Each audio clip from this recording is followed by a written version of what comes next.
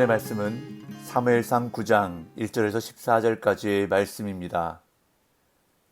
베냐민 지파의 기스라 이름하는 유력한 사람이 있으니 그는 아비엘의 아들이요 스롤의 손자요 베고라스의 증손이요 아비야의 현손이며 베냐민 사람이더라. 기스에게 아들이 있으니 그의 이름은 사울이요 준수한 소년이라. 이스라엘 자손 중에 그보다 더 준수한 자가 없고 키는 모든 백성보다 어깨 위만큼 더 컸더라. 사울의 아버지 기스가 암나귀들을 잃고 그의 아들 사울에게 이르되 너는 일어나 한 사원을 데리고 가서 암나귀들을 찾으라 하매 그가 에브라임 산지와 살리사 땅으로 두루 다녀보았으나 찾지 못하고 사할림 땅으로 두루 다녀보았으나 그곳에는 없었고 베냐민 사람의 땅으로 두루 다녀보았으나 찾지 못하니라. 그들이 숲 땅에 이른 때에 사울이 함께 가던 사원에게 이르되 돌아가자. 내 아버지께서 암나귀 생각은 고사하고 우리를 위하여 걱정하실까 두려워하노라 하니 그가 대답하되 보소서 이 성읍에 하나님의 사람이 있는데 존경을 받는 사람이라. 그가 말한 것은 반드시 다 응하나니 그리로 가사이다. 그가 혹 우리가 갈 길을 가르쳐줄까 하나이다 하는지라. 사울이 그의 사원에게 이르되 우리가 가면 그 사람에게 무엇을 드리겠느냐.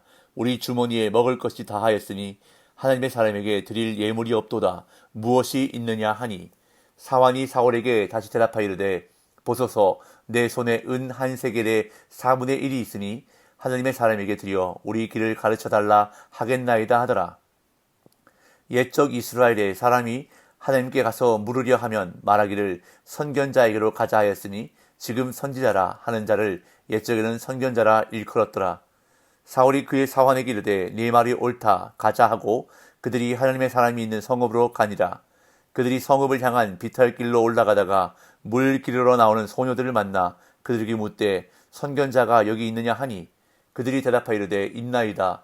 보소서 그가 당신보다 앞서갔으니 빨리 가소서.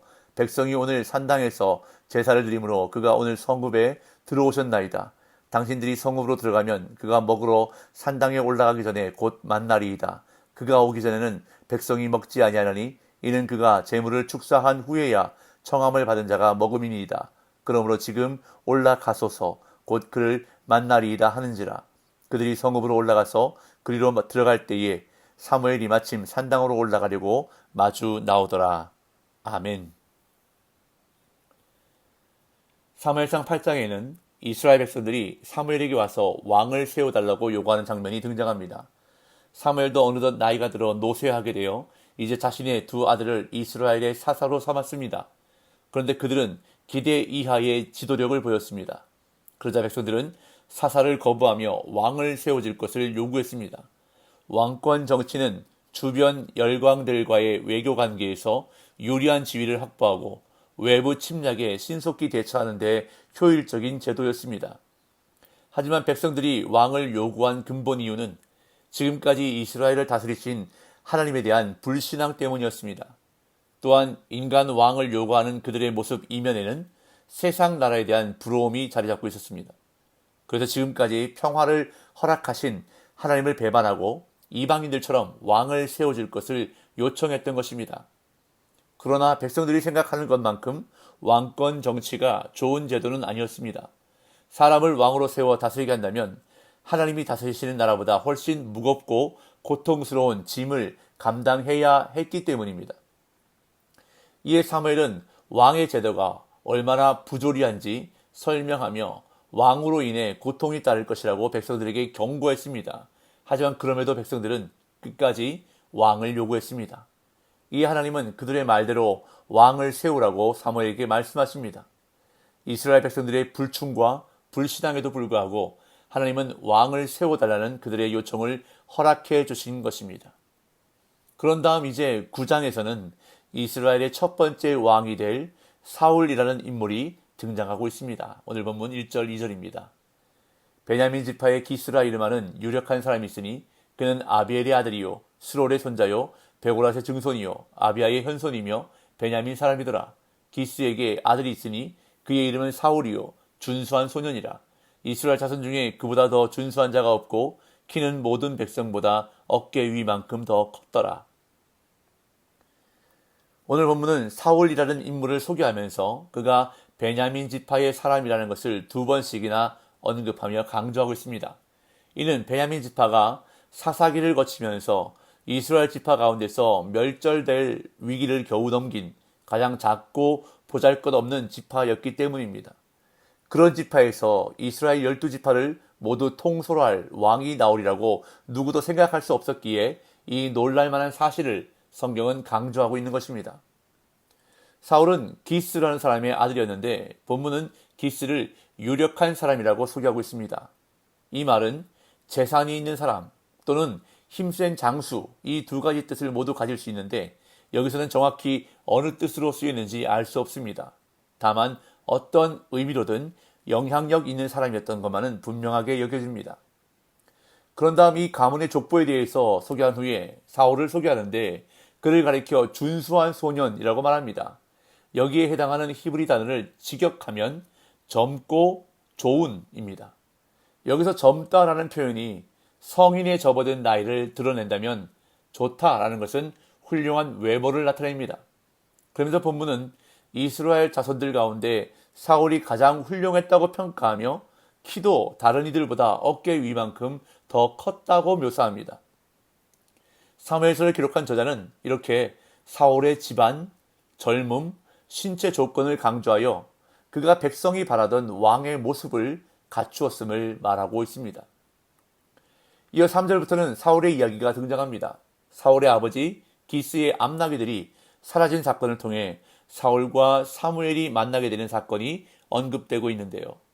어느 날 사울의 아버지 기스가 암나귀들을 잃어버리고 아들 사울에게 찾아오라고 말합니다. 3절 4절 사울의 아버지 기스가 암나귀들을 잃고 그의 아들 사울에게 이르되 너는 일어나 한 사원을 데리고 가서 암나귀들을 찾으라 하며 그가 에브라임 산지와 살리사 땅으로 두루 다녀보았으나 찾지 못하고 사알림 땅으로 두루 다녀보았으나 그곳에는 없었고 베냐민 사람의 땅으로 두루 다녀보았으나 찾지 못하니라.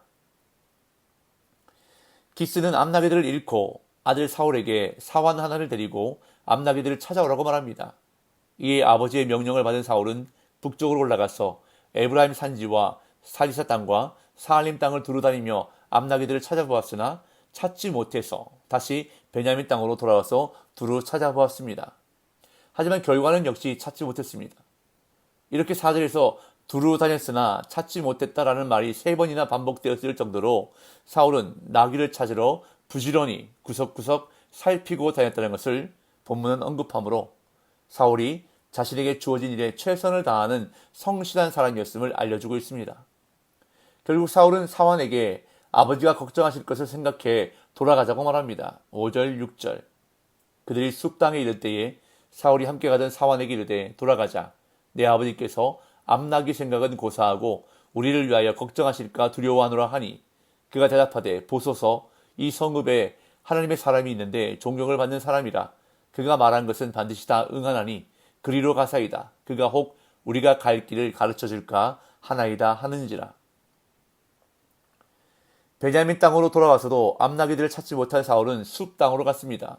아마도 이곳은 사무엘의 고향인 라마 근처로 여겨집니다. 여기서 사울은 아버지 기스가 암나귀들보다 자신들을 더 걱정할 것을 우려해 사환에게 돌아가자고 말합니다. 그러자 사환은 숲 지역에 하나님의 사람이 있는데 그에게 가서 물으면 나귀의 행방을 알게 될지도 모른다고 말하면서 그리로 가자고 제안합니다. 이에 사울은 하나님의 사람에게 드릴 예물이 없어서 가기를 주저합니다. 7절 8절 사울이 그의 사환에게 이르되 우리가 가면 그 사람에게 무엇을 드리겠느냐 우리 주머니에 먹을 것이 다하였으니 하나님의 사람에게 드릴 예물이 없도다. 무엇이 있느냐 하니 사환이 사울에게 다시 대답하여 이르되 보소서 내 손에 은 한 세겔의 4분의 1이 있으니 하나님의 사람에게 드려 우리 길을 가르쳐달라 하겠나이다 하더라. 사울은 하나님의 사람에게 예언을 청하려면 예물이 있어야 하는데 드릴 예물이 없다고 걱정합니다. 그러자 사환은 자신에게 은 한 세겔의 4분의 1이 있으니 그것을 예물로 드려 길을 가르쳐달라고 하면 된다고 말합니다. 이에 사울은 사환의 말에 동의합니다. 9절 10절 옛적 이스라엘의 사람이 하나님께 가서 물으려 하면 말하기를 선견자에게로 가자 하였으니 지금 선지자라 하는 자를 옛적에는 선견자라 일컬었더라. 사울이 그의 사환에게 이르되 네 말이 옳다 가자 하고 그들이 하나님의 사람이 있는 성읍으로 가니라. 9절은 이야기의 진행과는 무관한 해설 부분이라 괄호로 묶여 있습니다. 이 구절은 용어를 설명하고 있는데 선견자는 예전 용어이고 선지자는 당시에 사용되던 용어인데 둘이 같은 개념이라는 것을 설명하고 있습니다. 한편 사울은 사환의 말에 동의하고 두 사람은 함께 하나님의 사람이 있는 성읍을 향한 비탈길로 올라가다가 물 기르러 나오는 소녀들을 만납니다. 11절에서 14절. 그들이 성읍을 향한 비탈길로 올라가다가 물 기르러 나오는 소녀들을 만나 그들에게 묻되 선견자가 어디 있느냐 하니 그들이 대답하이르되 있나이다. 보소서 그가 당신보다 앞서갔으니 빨리 가소서. 백성이 오늘 산당에서 제사를 드리므로 그가 오늘 성읍에 들어오셨나이다. 당신들이 성읍으로 들어가면 그가 먹으러 산당에 올라가기 전에 곧 만날이이다. 그가 오기 전에는 백성이 먹지 아니하나니 이는 그가 재물을 축사한 후에야 청함을 받은 자가 먹음이니이다. 그러므로 지금 올라가소서 곧 그를 만나리이다 하는지라. 그들이 성읍으로 올라가서 그리로 들어갈 때에 사무엘이 마침 산당으로 올라가려고 마주 나오더라.